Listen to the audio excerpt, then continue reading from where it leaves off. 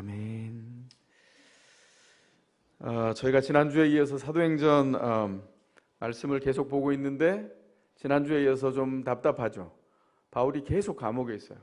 묵상해도 또 감옥이고, 돌아서면 감옥이고, 돌아서면 또 긴장할 만한 일들이 계속되고 있습니다. 도무지 상황이 나아질 기미를 보이지 않아요.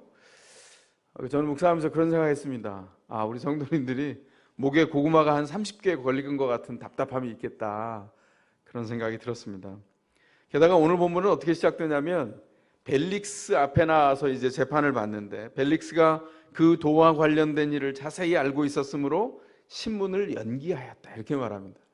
참 기가 막힌 얘기입니다.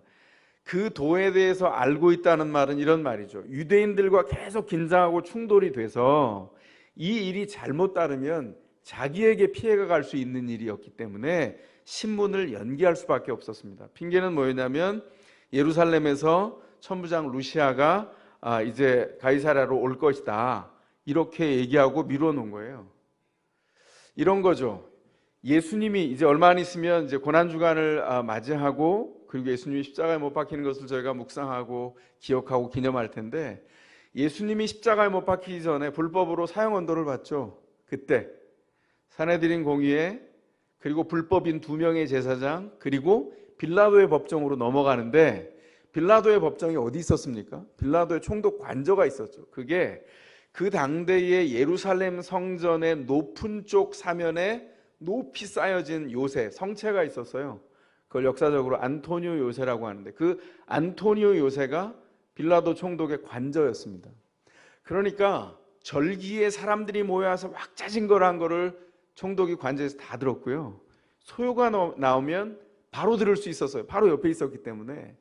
그런데 이 예수님의 죽음, 요 이후의 일들을 경험하고 이제 총독들이 예루살렘에 머물질 않습니다. 왜냐하면 너무 복잡해요. 이 사람들이 너무나 열기가 많고, 그리고 계속해서 분쟁이 일어나기 때문에 거기 있는 것 자체가 너무 피곤했습니다. 그리고 로마에서부터 오는 전갈도 너무 멀고, 그래서 어떻게 하냐면 총독 관저를 안토니오 요새, 그 예루살렘에서부터 저 바닷가 근처에 있는, 로마에서 소식이 오면 가장 먼저 닿을 수 있는 가이사랴에다가 총독 관저를 마련한 거예요. 그래놓고는 총독 관저가 있었던 안토니오 요새는 천부장을 두고 군사를 두고 소유를 막거나 통제할 수 있도록 만들었어요. 요때 천부장은 루시아라는 사람이었습니다. 루시아가 예루살렘에서 내려오면 소송을 다루겠다, 미뤄놓은 거죠. 벨릭스는 잘 알고 있었어요. 루시아는 오지 않습니다. 유대인들의 감정을 누그러뜨리고 자신의 목적도 이루려는 거죠. 문제는 뭐예요? 그 사이에 바울이 감옥 그 차가운 곳에 던져져 있는 것이죠. 미결수로 감옥에 있습니다. 언제 재판이 진행될지, 언제 심판이 이루어질지 알 수 없는 시간이 지나갑니다. 성경에 보면 우리는 알고 있죠. 그 시간이 얼마였죠? 그 시간이 무려 2년 동안이었어요. 그래서 저는 이 사건을 묵상하면서 제가 그냥 제목을 달았습니다. 벨릭스가 바울을 가둔 2년, 이렇게 써놨어요. 질문이 생깁니다. 왜 하나님은 벨릭스가 바울을 가둔 2년이라고 하는 이 고통의 시간을 허용했을까? 당신의 뜻을 그냥 빨리 진행하시면 안 됐을까? 이런 생각이 듭니다. 여러분은 어떠십니까? 저는 이 사건을 통해서 왜 고통스러운 감옥에 2년을 허용하셨을까? 그 일에 대해서 묵상해 보려고 합니다.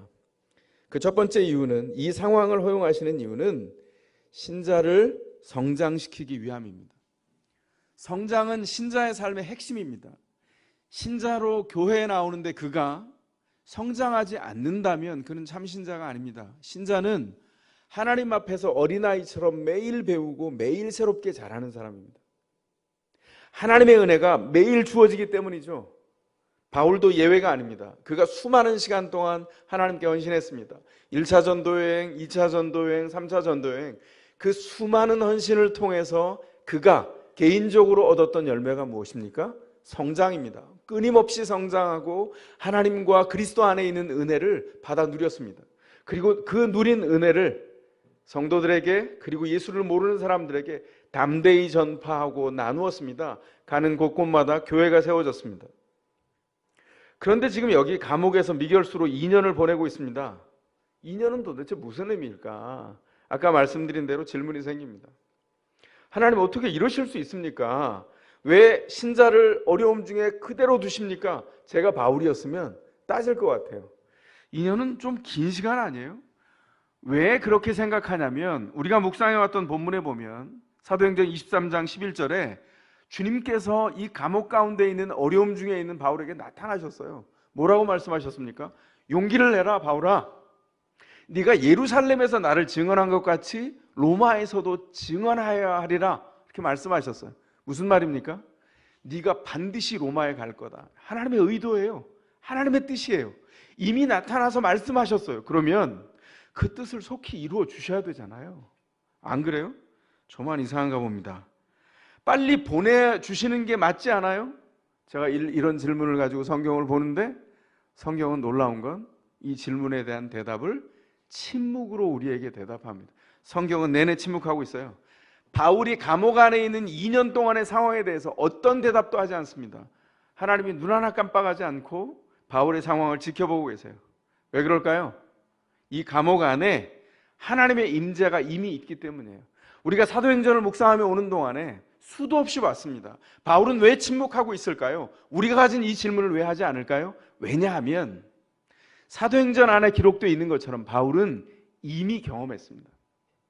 그가 매를 맞고 투옥돼서 감옥에 갇혔을 때 그가 그 상황과 관계없이 주님을 찬미하고 집중해내고 주님을 향하여 고백할 때 감옥의 터가 흔들리고 감옥의 문이 열리는 경험을 했어요. 주님의 임재가 그 지하 한복판 감옥에서도 있다는 것을 바울이 자기의 현장에서 알고 있었습니다. 그러므로 이 일을 통해서 줄곧 보아온 주의 은혜가 무효가 되지 않는다. 주의 은혜가 오늘 내가 처해 있는 이 감옥에도 있다. 그리고 이 감옥의 생활이 6개월, 1년, 2년이 되는 동안에도 이 안에 하나님의 은혜는 고스란히 있다. 이렇게 확신하고 있는 것이죠. 이게 신자가 가진 능력입니다. 바울이 그것을 보여줬어요. 제가 부끄러운 경험 하나가 있는데요. 제가 결혼 전에 자매님을 잘 만나서 자매님과 함께 선교 사역을 한 적이 있어요. 2년 동안 선교 훈련원에서 훈련을 받고 이제 칼을 갈고 결혼한 다음에 선교주로 나갔습니다. 저는요, 그때가 89년이거든요. 나가면 그냥 파이어 이렇게 돼야 되는 줄 알았어요. 모든 곳에서 선교를 하고 나는 말씀을 막 전하고 증거하고 이렇게 상상하고 갔는데 제가 도착하자마자 제게 주어진 임무가 뭐였는 줄 아세요?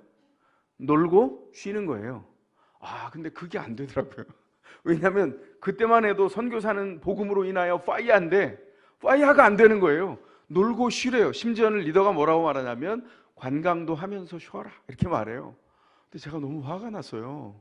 그래서 문을 닫고 방에서 이 시간을 어떻게 해야 되나 이러고 있는데 해결이 안 되는 거예요. 제가 경험한 적이 없는 초보 선교사니까.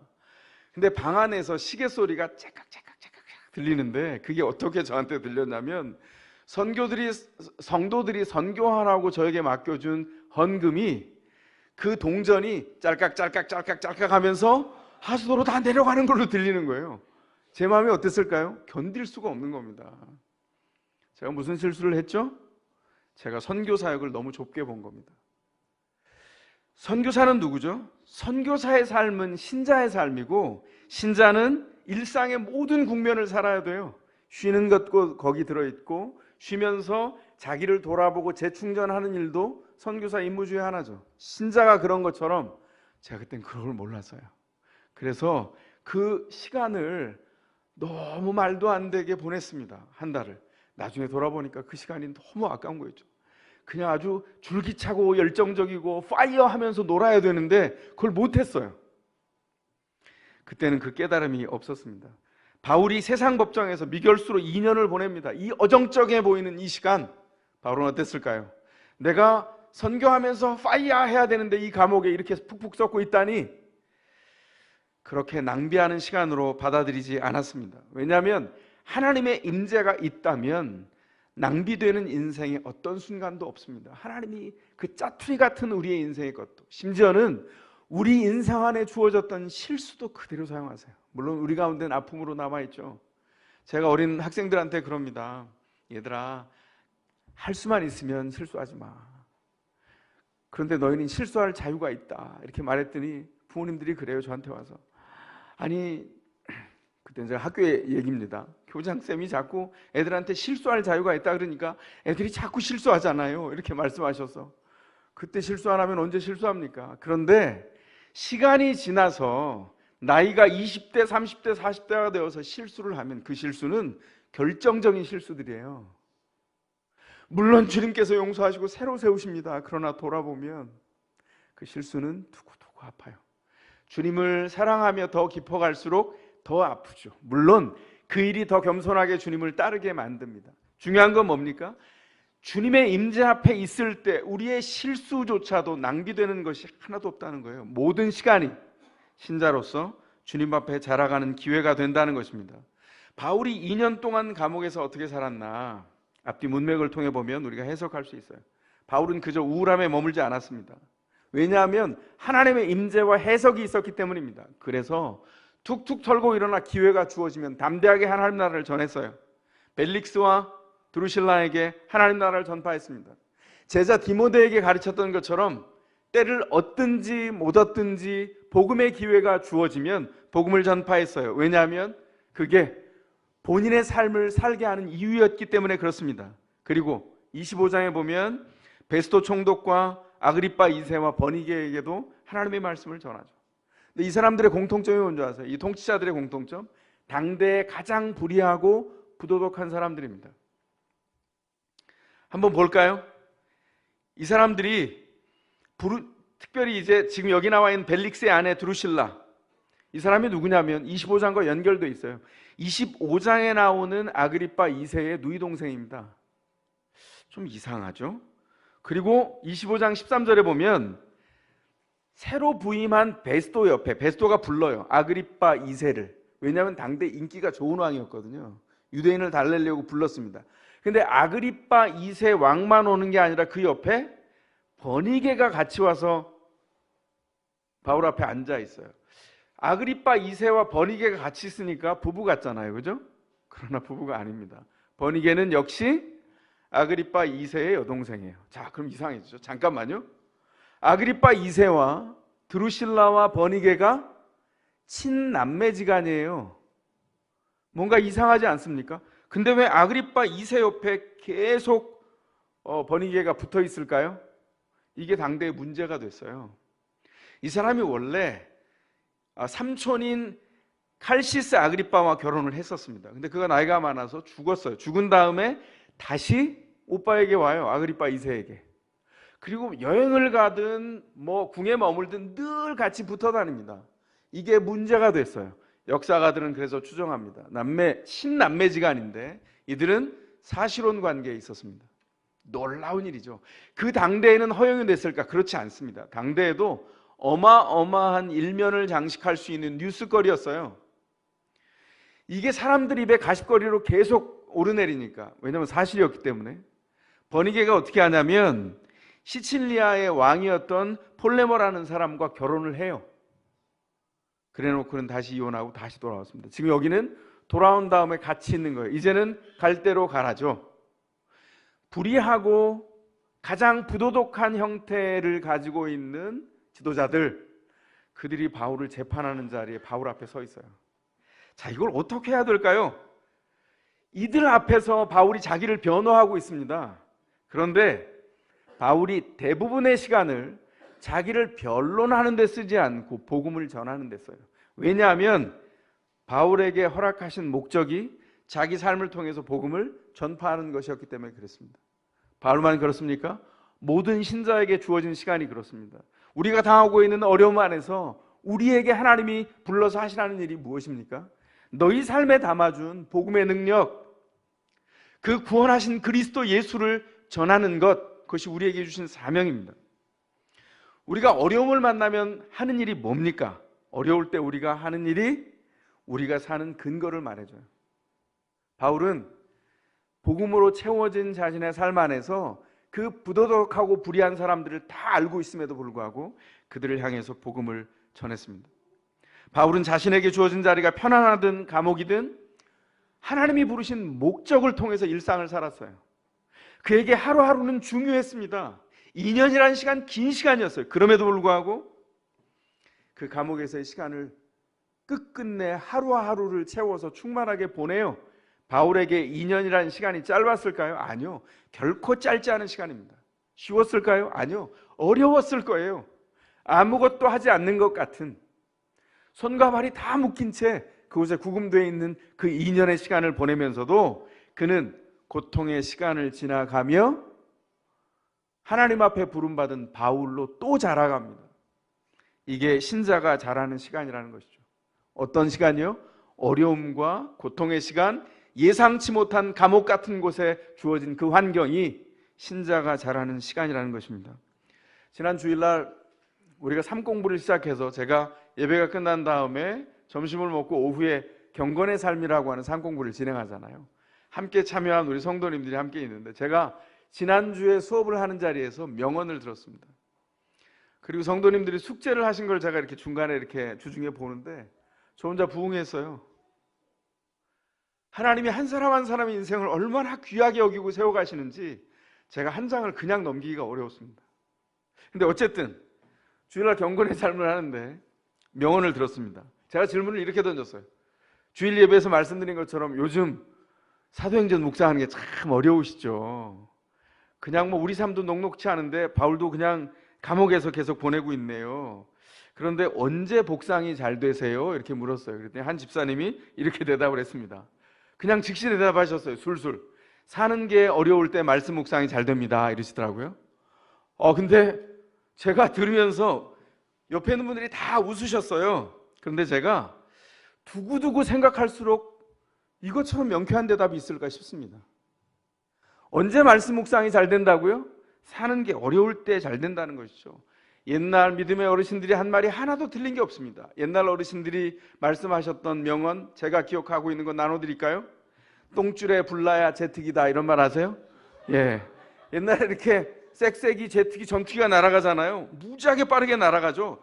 그럼 이렇게 얘기했습니다. 어떻게? 너무 빠르게 날아가지? 이유를 알려주마. 똥줄에 불났기 때문이다, 이렇게 말씀하셨어요.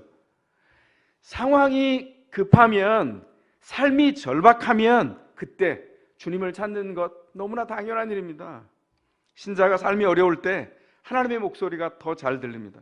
삶이 어려울 때, 삶의 난관을 만날 때, 감옥에서 미결수로 있을 때, 억울해 보이는 그 일을 통해서 2년이 지지부진 지나갈 때 추진하는 일이 뜻대로 이루어지지 않고 될 듯 하면서 미루어지고 일어날 듯 하면서 엎어지고 하는 이 과정에서 신자가 이 어려운 상황을 붙들고 주님을 더 만나게 되죠. 나중엔 이렇게 고백하는 분들이 계세요. 하나님의 뜻이 그게 아니었는데 내가 그걸 계속 붙잡고 있었어요. 근데 제가 수지 맞은 사람입니다. 그 일은 결국 안 됐는데 제가 주님을 더 깊이 알게 됐어요. 본인이 고백하는 수지 맞은 사람이라고 하는 것, 그게 주님께서 우리에게 요구하시는 일이죠. 상황이 바뀌는 게 무슨 대수입니까? 어떤 분은 이렇게 얘기합니다. 내가 목사님 꼭 기도해 주세요. 내가 이 사업을 끝까지 잘 추진해서 돈을 많이 벌어서 내가 교회를 세울 테야요, 이렇게 말씀하세요. 그거 지금 염려합니다. 몇 번 경험해 보니까 그렇게 해서 교회가 세워지지 않아요. 교회는 돈으로 세워지는 것이 아니라 삶으로 세워집니다. 그 삶을 통하여서 그 삶의 열매로 헌금하고 함께 성장해 가는 것이 교회가 된다면 그 일은 이루어지겠죠. 그러나 돈을 통해서 교회는 절대로 세워지지 않습니다. 그건 세상의 방식이에요. 주님께서 우리를 세워서 어려운 상황을 계속 허용해 가십니다. 바울은 그 2년 동안을 버텼어요. 버티면서 하나님 정말 왜 이러십니까? 제가 뭐라고 했어요? 하나님의 뜻을 저에게 나타내 보여주셨는데 제가 이거 제대로 안 되면 저 가만히 있지 않겠다 그랬죠. 정말 이대로 두시면 저 진짜 중대 결단합니다, 이렇게 얘기하지 않았어요. 성경 어디에도 없습니다. 뭐라고 얘기합니까? 바울은 끊임없이 감옥에서 성장합니다. 하나님이 뜻하셨으면, 하나님이 허용하셨으면 하나님이 통치하실 것을 확실하게 믿었어요. 그리고 그 일이 이루어집니다. 감옥에서 쉬지 않고 성장합니다. 하나님의 뜻이 바울에게 임하고 바울은 주님을 바라봐요. 그래서 어떤 일이 벌어져요? 오늘 이 짧은 본문 안에 바울이 벨릭스를 향하여 복음을 전하고 있어요.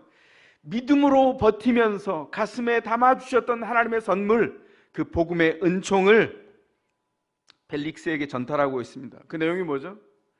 예수 그리스도를 통해서 완성된 정의, 그 삶의 기준을, 세상을 세울 수 있는 회복의 놀라운 기준, 그 기준을 통해서 약속하신 저 미래를 바라보는데 장차 주님께서 완전한 하나님의 의와 통치를 가지고 이 땅에 재림하실 그때를 바라보면서 오늘 자기의 삶의 자리와 삶의 좌표를 새롭게 고치죠. 그걸 뭐라고 한다고요? 절제라고 한다고요.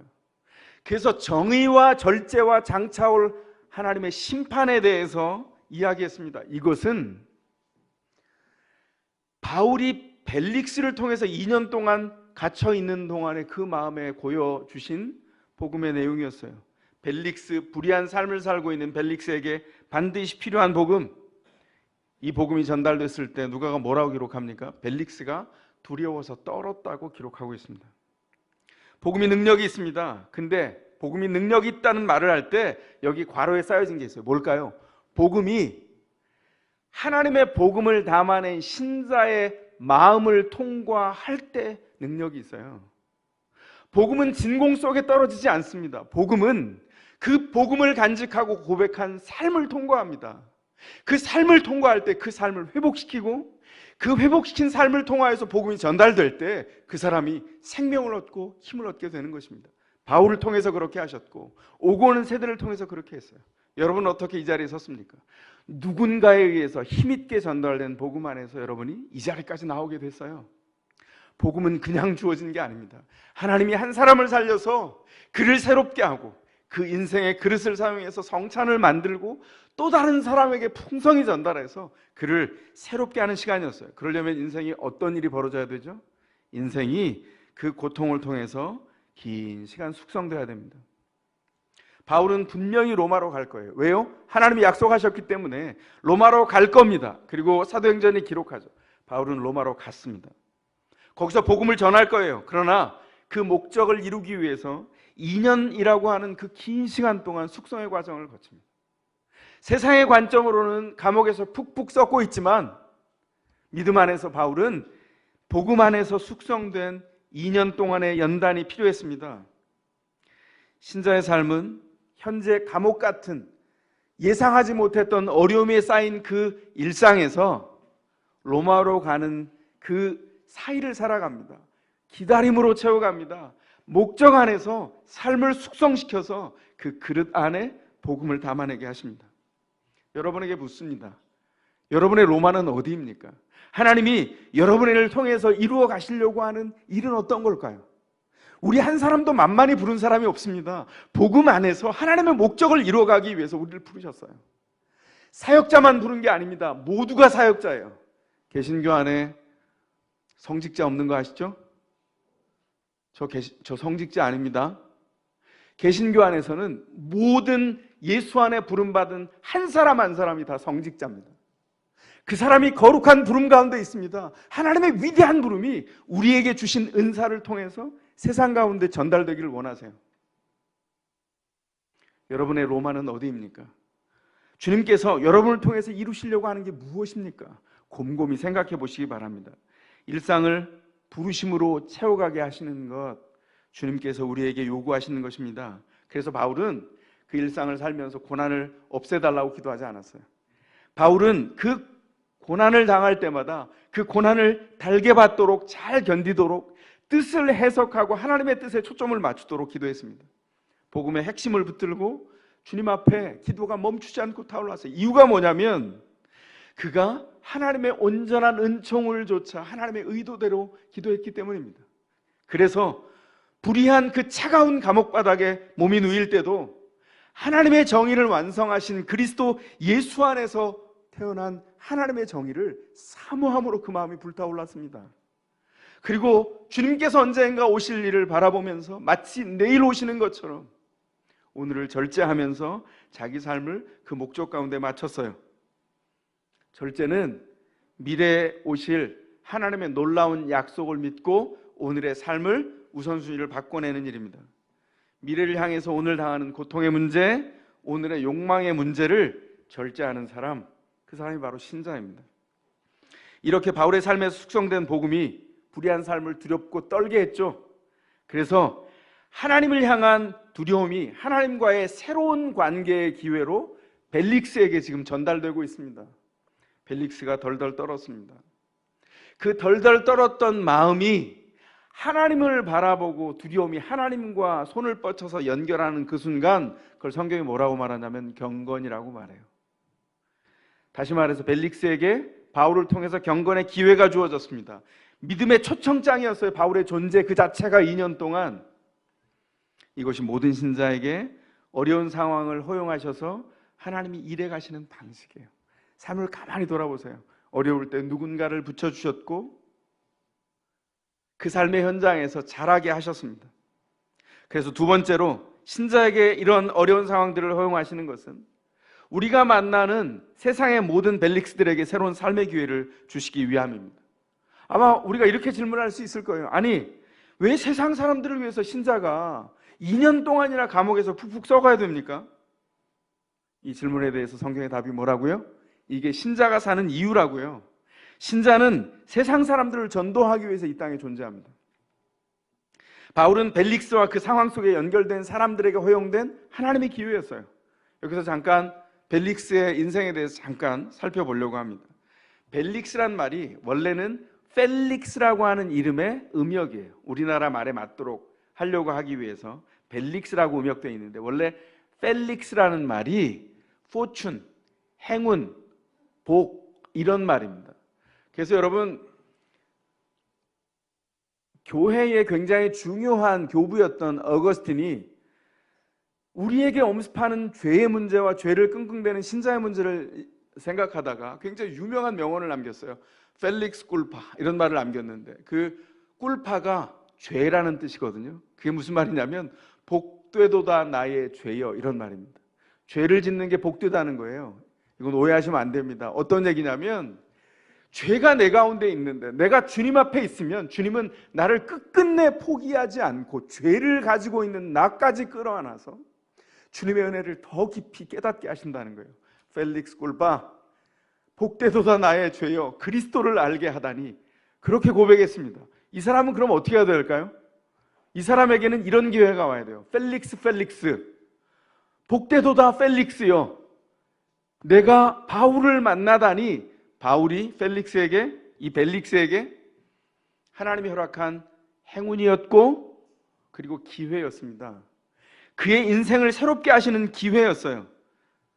왜 그럴까요? 벨릭스가 어떤 사람이냐면 원래 노예 출신이에요. 그런데 황제에게 눈에 들어서 로마의 총독으로 유대 땅에 파송된 사람입니다. 이게 증명하는 게 뭐예요? 이 입지적인 사건이 이 사람이 굉장히 교활한 수완을 발휘했던 사람이라는 뜻이죠. 가진 모든 것을 동원해서 누군가를 짓밟고라도 자기의 권력을 쟁취하는 사람이었어요. 당시의 황제였던 글라디오가 준 모든 권력을 자기 사적인 이익을 취하는 데 썼습니다. 심지어는 남의 아내까지 뺏어왔어요. 여기 나와 있는 드루실라 아그리파 1세의 딸, 아그리파 1세 어디 나왔죠, 그죠? 사도행전 12장에 나왔었어요. 교회를 핍박하는데 그 아그리파 1세의 딸 이 드루실라 다른 사람에게 시집 갔었습니다. 시리아 왕에게. 그걸 이혼시키고 끝끝내 아내를 뺏어다가 자기 옆에 데려다 놨어요. 당대에 어땠을까요? 놀랄만한 뉴스입니다. 자기에게 있는 로마 권력을 이용해서 취할 수 있는 모든 것을 다 가져갔어요. 다 얻어내려 했던 기회주의자입니다. 바울이 그에게 기회로 주어졌지만 그는 끊임없이 기회주의자로서 서가고 있어요. 지금 우리가 살고 있는 우리네 세상과 별반 다르지 않죠. 사람들은요 뭘 이루었든지 이루어갈 희망을 갖고 있는지 다 사실은 기회를 엿보지만 기회가 주어지면 언제든지 기회자로 살 준비를 갖고 있는 사람 같아요. 기회주의자 5분 대기죠. 벨릭스의 문제가 아니라 수많은 벨릭스의 문제입니다. 오늘날 우리들의 문제라는 것이죠. 지금 한국 사회를 들썩이게 하는 사건, 지난 한 달 동안 뜨겁게 달군 한국 사회 사건이 뭐죠? 버닝썬 클럽이 어디 있는지 우리가 왜 알아야 됩니까?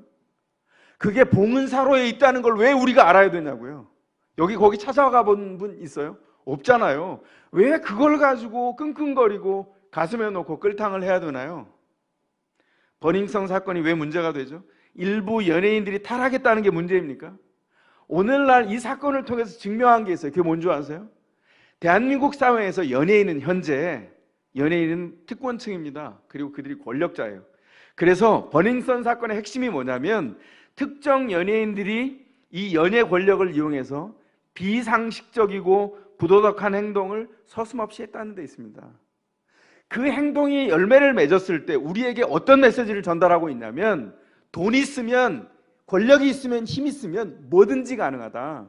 그게 부도덕하든지 편법이든지 불법이든지 상관없이 뭐든지 가능하고 한 인생을 얼마든지 파괴하면서 내 욕망을 채울 수 있다.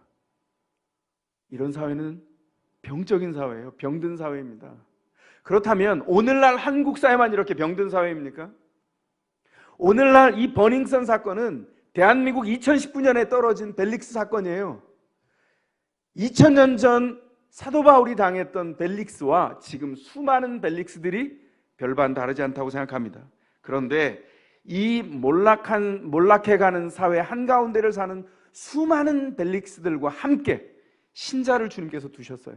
왜 그렇게 하셨습니까? 그들을 구원하시기 위해서예요. 2년 동안 왜 감옥에 가두셨어요? 그들을 구원하시기 위해서입니다. 사회는 늘 자살을 향해서 가고 있어요. 사회는 늘 깨어지기를 작정하듯 브레이크가 없는 기관차처럼 달려갑니다. 불의를 향해서, 자신들의 욕망을 향해서 달려가요. 복음이 뭘 하냐면 그 안에 타고 있는 사람을 내리라고, 잘못한 차라고 계속 말해주고 있는 겁니다. 욕망으로 타오르는 전차에 있는 사람들에게 새로운 믿음의 초청장을 줘서 너희가 걸어갈 길은 이 길이 아니다 얘기해 주는 것이 전도입니다. 우리가 지금 벨릭스에게 주어진 새로운 삶의 기회, 하나님의 은혜에 대해서 얘기하고 있습니다. 벨릭스는 이 기회를 어떻게 사용했죠? 결론적으로 말하자면 불행하게도 벨릭스는 자기가 여태껏 추구해왔던 기회주의자로서의 삶을 포기하지 않았어요. 마지막까지 기회주의자로서 성실하게 살아갔습니다. 바울을 재판하는 동안 어떤 일이 주변에 있었냐면 유대인들은 아까 말씀드린 것처럼 다루기가 어려운 사람들이에요. 이 사람들이 그래서 어떻게 했냐면 총독들이 지나가는 동안에 이전에 행정에 부정이 있거나 어려움이 있으면 그거를 로마 제국 당국에다가 고소를 했어요. 그래서 임기가 끝나고 간 다음에도 곤욕을 치렀습니다. 그걸 잘 알고 있어요. 그래서 어떻게 했다고요? 스스로 보호하기 위해서 보험을 듭니다. 퇴직 후에도 뒷숭 뜯지 않도록. 그 보험이 뭐냐면 바울을 미결수로 2년 동안 가두어두는 거예요. 자기 꾀가 너무 훌륭했다고 생각했습니다. 그러나 이것은 하나님이 자신에게 준 펠릭스 그 기회였고 행운이었고 복의 요청장이었습니다. 근데 어떻게 했다고요? 펠릭스는 그 하나님의 은혜의 기회조차 기회주의로 전환했습니다. 그는 어떤 상황에서도 먼저 여기서 내가 얻을 게 뭐지? 이렇게 물어봤던 사람이에요. 그래서 바울을 가끔 불러서 바울에게 이야기를 듣는데 이야기를 들었던 이유가 뭐냐면 소문을 들어보니까 세계 각국을 다니면서 돈을 모았던 정말 놀라운 모금 행정가고 그가 재력가라고 생각했어요. 물론 틀린 정보죠. 그래서 끊임없이 얘기를 들으면서 어떻게 보석금을 통해서 나가려고 하지 않을까? 돈을 가지고 오지 않을까? 계속 기대하면서 들었는데 그 사이사이에 짧게 들었던 그 복음이 마치 자신의 삶을 적나라하게 비추는 거울 같았어요. 바울이 복음을 전할 때마다 바울의 삶에서 펼쳐나온 그 복음이 거울이 되어서 너무나 끔찍했습니다. 자신들의 모습이. 끝까지 들을 수가 없었어요. 자, 여기까지 합시다. 다음에 들을게요. 집중하지 못하고 계속해서 복음의 도 앞에서 엉망진창인 자기 삶을 바라보면서 하나님의 진리를 두려워하기는 했는데 그 진리 안에 들어오지를 못했습니다. 이 일을 2년 동안 반복합니다. 그럼 생각해 볼까요? 이 상황에서 미결수가 누굽니까? 바울이 미결수입니까? 벨릭스가 미결수입니까? 진리 앞에서 여기 감옥에 갇혀있는 미결수는 바울이 아니라 벨릭스입니다. 그가 자신의 욕망이라고 하는 감옥에 갇혀서 계속 하나님의 심판이 장차로 미루어져 있지만 끊임없이 그 욕망을 가지고 하나님의 심판 앞에 하나님께서 해방시켜 주시는, 석방시켜 주시는 은혜가 있는데 그 은혜를 붙잡지 못하고 계속 감옥에 갇혀 있는 모습을 봅니다. 진리로 인해 잠깐 두려워하긴 했지만 그 은혜의 초청장을 받아들이지 못했어요. 그럼에도 불구하고 신자들은 무엇을 합니까? 이 땅에 있는 오고 오는 수많은 벨릭스들을 향하여 삶을 통과한 복음을 나눠줍니다. 사랑하는 성도 여러분, 여러분은 지금 어디 살고 계십니까? 감옥입니까? 아무리 생각해도 이런 삶은 삶이 아닌데 너무 끙끙대면서 예상치 못한 어려움과 난관에 늪에 빠져 있습니까? 괜찮습니다. 거기 하나님이 계십니다. 주님이 거기 역사하고 계세요. 감옥에서도 바울의 마음을 장악했던 그 복음이 오늘 우리에게 주어진 기회입니다. 우리를 성장시켜 주시고 우리를 장차올 주님의 완벽한 통치를 바라보고 오늘을 준비하게 하십니다. 장차올 그리스도의 심판의 때는 신자들에게 기쁨의 때입니다. 그래서 그 미래를 위해서 오늘 절제하고 목적 있는 일상을 사는 동안 우리가 사는 곳이 감옥이든 궁전이든 상관이 없어요. 자기 집을 가졌든 전세이든 월세이든 상관이 없습니다. 왜냐하면 신자가 부르심을 받을 때 그 환경 안에 사는 게 목적이 아니라 그 환경에 살고 있는 벨릭스들에게 복음을 전하는 것이 신자의 부르심이기 때문입니다. 무엇을 기다리며 사십니까? 돈입니까? 커다란 성공입니까? 그것은 한마디로 하면 벨릭스의 욕망입니다. 곧 무너지고 말 겁니다. 주님이 오실 때 심판하실 겁니다. 무엇을 기다릴까요? 장차 오실 예수 그리스도의 나라입니까? 그러면 절제해야 합니다. 삶의 우선순위를 바꿔야 됩니다. 오늘 제가 목회편지에 소개한 우리 더샘물학교 1학년 아이, 제가 그 1학년 아이처럼 여러분이 살았으면 좋겠다 이런 소망을 나누면서 마치려고 합니다. 제가 그날을 잊지 못하겠어요. 선생님 말씀을 잘 듣던 아이인데 점심을 먹자마자 아이가 너무 흥분하는 거예요. 그리고 엘리베이터 앞을 떠나질 못하는 겁니다. 그래서 아이한테 갔어요. 아무개야, 여기 왜 기다리고 있어? 그랬더니 아이가 시선을 떼지 않고, 그런 애가 아니거든요. 제가 말하면 저한테 시선을 맞추고 얼마나 사랑스럽게 구는지 몰라요. 그런데 시선도 안 맞추고 엘리베이터만 바라보면서 저한테 이렇게 얘기했어요. 너무 꼿꼿하고 담담하게, 엄마가 와요. 그래서 그래? 시간을 봤어요. 아직 시간이 좀 떴습니다. 아니야, 좀 더 기다려야 돼. 교실에 가서 기다리지 않을래? 아니요, 엄마가 곧 와요. 이러는데 드라마틱한 일이 벌어졌어요. 엘리베이터가 2층 이렇게 되는 거예요. 그러니까 아이가 2층이다, 3층, 4층, 만세, 엄마다 이렇게 하는 거예요. 근데 놀라운 건 엘리베이터 문이 열렸는데 아이가 만세를 부를 때 맨 앞에 하필 그 엄마가 계신 겁니다. 엄마가 아이와 눈을 마주치고 팔을 벌리는 그 웃음과 미소와 이 얼굴 잊을 수가 없어요. 아이가 그렇게 안겼어요. 제가 어떤 생각을 하게 됐냐면 곧 엄마가 와요 이러는데 제가 이렇게 생각했어요. 맞습니다, 주님. 주님이 곧 오시지요. 아이가 엘리베이터에서 시선을 안 뗍니다. 맞습니다. 저희가 하나님 나라의 시선을 고정하기를 원합니다. 아이가 만세를 부르면서 엄마다 이러는데 제가 주님, 저희도 곧 주님을 얼굴과 얼굴을 대해서 만나겠죠? 여러분 인정하십니까? 만약에 그것을 안다면 아는 만큼 기다리십시오. 아는 만큼 절제하십시오. 아는 만큼 예수를 따라 사시기를 바랍니다. 벨릭스가 자기 인생을 낭비하는 그 시간에 바울의 시간도 흘러갔습니다. 바울의 간절한 기도가 그 안에서 익어가고 이어졌어요. 벨릭스가 가둔 그 2년의 감옥 생활, 어쩌면 오늘 우리에게도 성장을 위하여 주어질지 모르겠습니다. 그러나 그것은 은혜입니다. 사는 게 어려울 때 묵상이 잘 됩니다. 사는 게 감옥일 때 주님이 우리의 삶에 은혜를 채우시고 우리를 성장시켜 주십니다. 여러분에게 권면합니다. 이 한 주간의 일상 동안에 우리 안에 무엇을 채울까요?